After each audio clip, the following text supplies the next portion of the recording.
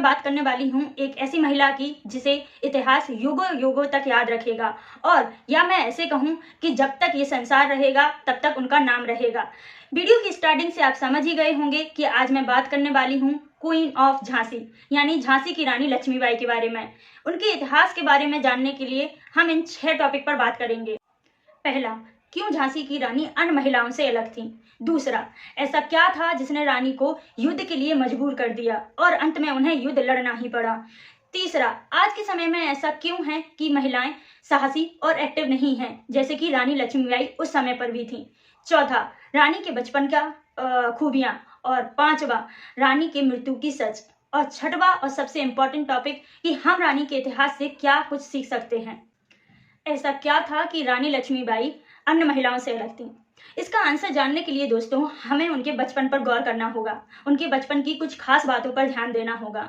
जब रानी लक्ष्मीबाई छोटी थी तब उन्होंने तलवार चलाना, घुड़सवारी ये सब सीख चुकी थी। लेकिन इसके साथ साथ जब उनके पिताजी उन्हें जीजाबाई, ताराबाई और सीता की कहानियां सुनाते थे तो वह बहुत रुचि के साथ सुनती थी। तभी से उनके मन में ये जज्बा आने लगा था कि महिलाएं भी कुछ कर सकती हैं और हम पीछे नहीं रहेंगे। और यही पनपते पनपते उन्होंने बाखूबी उन खुद को प्रूफ भी किया। एक समय की बात है जब मनु और नाना दोनों घुड़सवारी कर रहे थे। घुड़सवारी के दौरान नाना का घोड़ा थोड़ा आगे निकल जाता है और उसी समय मनु कहती है, कैसे आगे निकलते हो, मुझसे आगे निकल कर तो दिखा। और रानी रेस लगा देती हैं। उस समय नाना का घोड़ा ठोकर खाकर गिर जाता है और नाना को भारी चोट आ जाती है, जिसके कारण नाना लहूलुहान हो जाते हैं। लेकिन मनु वहां हिम्मत नहीं हारती। नाना से बोलती है, मामूली सी चोट है, आप घबराएं नहीं। और नाना को घोड़े पर सवार करके एक हाथ से लगाम पकड़कर नाना को घर ले आती है। उस समय रानी की उम्र 13 वर्ष और नाना साहब की उम्र 18 वर्ष थी। इस करिश्मा को देखकर बाजीराव सहित सभी दरबारी चौंक गए और उसी समय से रानी की चर्चा होने लगी। यहाँ हम समझ सकते हैं दोस्तों कि रानी की परवरिश इस तरीके से की गई थी कि वह सिर्फ एक साधारण महिला नहीं, एक वीर योद्धा थी और अंत में उन्होंने ये प्रूफ भी किया। दूसरा टॉपिक, ऐसा क्या था जिसने रानी को युद्ध लड़ने के लिए मजबूर कर दिया। इसका मुख्य कारण कई हैं दोस्तों। पहला, कि जब रानी की शादी झांसी के राजा गंगाधर राव से की गई तब झांसी के राजा का जो शासन था वह इस तरीके से चल रहा था कि झांसी की प्रजा झांसी के राजा से बिल्कुल खुश नहीं थी। वह बहुत निराश थी और दुखी थी। इसका मुख्य कारण यह था दोस्तों कि गंगाधर राव छोटी छोटी गलतियों पर अपनी प्रजा को कठोर से कठोर दंड दिया करते थे, जिसके कारण प्रजा वहां की बिल्कुल निराश हो चुकी थी। और राजा की एक और खूबी थी कि वह रंगमंच में महिलाओं के अभिनय किया करते थे। यहाँ तक कि वह महिलाओं के वस्त्र पहनकर भी महिलाओं का अभिनय प्रदर्शन किया करते थे। ऐसा राजा किसको चाहिए दोस्तों जो महिलाओं का अभिनय करता हो? राजा को तो नेतृत्व करना चाहिए, लेकिन ऐसा कुछ भी नहीं था। इसी कारण जब राजा की मृत्यु हुई तब रानी ने बखूबी इस जिम्मेदारी को निभाया और इस जिम्मेदारी के चलते उन्होंने सोच लिया था कि मुझे अपनी प्रजा को खुश और शांतिपूर्ण जिंदगी देना है। वहां की प्रजा खुश होने भी लगी थी और झांसी में सब सुख शांति से चलने लगा था। लेकिन राजा की मृत्यु के बाद दत्तक पुत्र को राज्य का राजा घोषित कर दिया गया।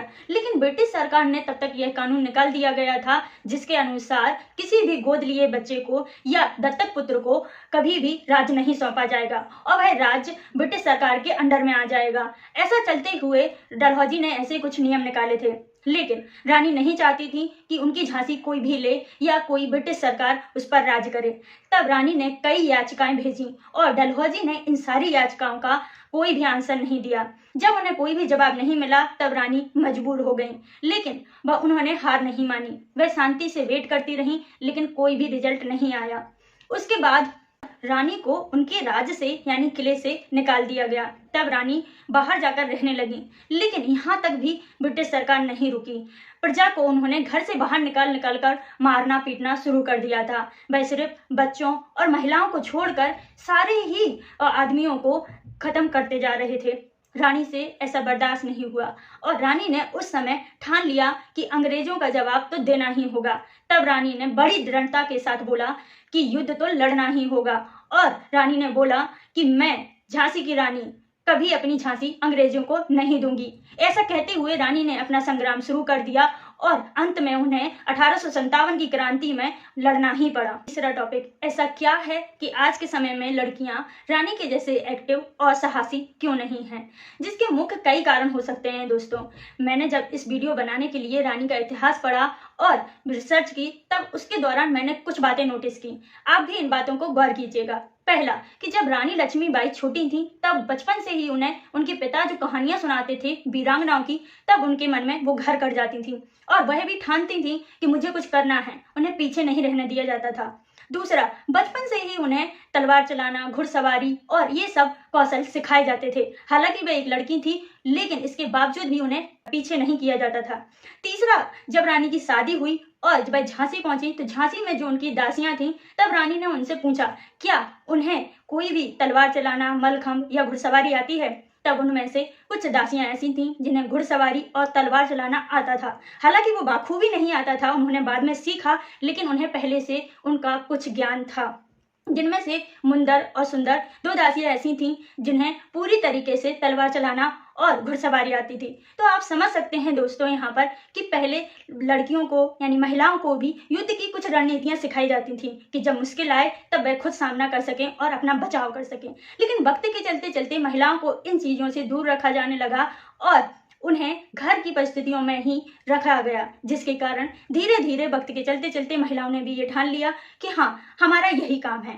और यही मुझे मुख्य कारण लगता है कि आज के समय में महिलाएं उतनी साहसी और एक्टिव नहीं नजर आती। रानी के बचपन की खूबियाँ। रानी के बचपन की कई सारी खूबियाँ हैं, जिनमें से हम कुछ पर ही यहाँ बात करेंगे।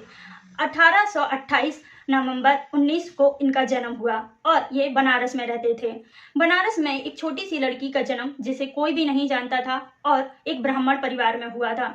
जब मनु 4 साल की थी तो उनकी माता भागीरथ का देहांत हो गया और उनके पिताजी मोरोपंत मनु को लेकर बिठूर आ गए। बिठूर में आकर रानी ने घुड़सवारी, तलवार चलाना, मलखंभ जैसी चीजें सीखी। यहाँ तक कि सीखी ही नहीं, उनमें निपुणता भी हासिल की और अंत में उन्होंने नाना साहब ने युद्ध की कई रणनीतियां भी सिखाई। रानी इतनी चतुर और तेज वाली थी कि उन्हें देखकर ऐसा प्रतीत होता था कि जैसे कोई वीर योद्धा चला आ रहा हो। मृत्यु की सच्चाई। रानी की मृत्यु की सच्चाई क्या है दोस्तों? इस पर कई सारे मिथ हैं। कुछ लोग कहते हैं रानी को बंदी बना लिया गया और कुछ लोग कहते हैं रानी का शव तक उन्हें नहीं मिला। रानी के किले पर जब ब्रिटिश सरकार ने कब्जा कर लिया और कालपी से रानी जब ग्वालियर पहुंची, तब बाजीराव ने उन्हें सहारा नहीं दिया। बाजीराव ने उनका साथ नहीं दिया, इसी कारण उन्हें स्वतंत्रता की लड़ाई अकेले ही लड़नी पड़ी और इस लड़ाई में 18 जून 1858 को वह अपनी अंतिम लड़ाई के लिए तैयार हुई। युद्ध में वह जाने के लिए पूरी पोशाक एक योद्धा की तरह पहने थी और उन्होंने उस समय ही शायद सोच लिया था कि ये उनका अंतिम दिन हो सकता है। 18 जून 1858 को जब ये युद्ध हुआ, तब कहते हैं लॉर्ड कैनिंग की रिपोर्ट के अनुसार उन्होंने बताया कि रानी को पीछे से अंग्रेजों ने गोली मारी और गोली लगते ही रानी ने जब पलटवार करके तलवार चलाना चाहा, तब उन पर तलवार चला दी गई, जिससे वह पूरी तरीके से घायल हो गई। सैनिकों ने उन्हें वहां से ले जाकर दूसरी जगह पर ले गए और ऐसा माना जाता है कि रानी ने कहा कि अंग्रेज सरकार को उनका शव तक नसीब नहीं होना चाहिए, उनके शरीर को भी वह देख ना पाए।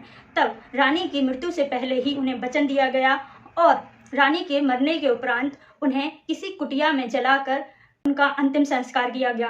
अंतिम संस्कार होने के 2 दिन बाद ब्रिटिश सरकार को पता चला कि रानी नहीं रही और यही उनका सबसे ज़्यादा मान्यता वाला रिपोर्ट माना जाता है। अगर आपको इसके बारे में कोई जानकारी है कि उनकी मृत्यु की सच्चाई क्या है, तो कमेंट बॉक्स में जाकर जरूर लिखें। अब चलते हैं दोस्तों 6वें पॉइंट की तरफ, जो कि सबसे इम्पोर्टेंट और सबसे ज़रूरी है कि हम रानी के इतिहास से क्या चीज़ें सीख सकते हैं।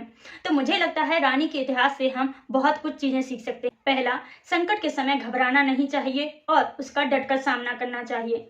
दूसरा, किसी भी परिस्थिति के लिए खुद को तैयार करना चाहिए और साहस के साथ उसका सामना करना चाहिए।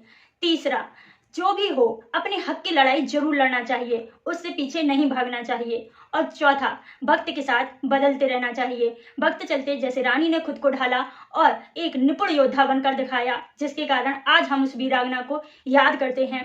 तो हमें भी वह सारी चीज़ें जरूर वक्त के साथ सीखते रहना चाहिए। तो आज की कहानी यही थी दोस्तों। मिलते हैं नेक्स्ट वीडियो में, और आने वाली नेक्स्ट वीडियो में मैं 10 ऐसी महिलाओं के बारे में बताने वाली हूँ जो इतिहास में अमर हो गई हैं, जिनसे हम बहुत कुछ सीख सकते हैं। और जो चाहते हैं कि कुछ नया जाने, वो आकर इस चैनल को सब्सक्राइब करना ना भूलें। Thanks for watching.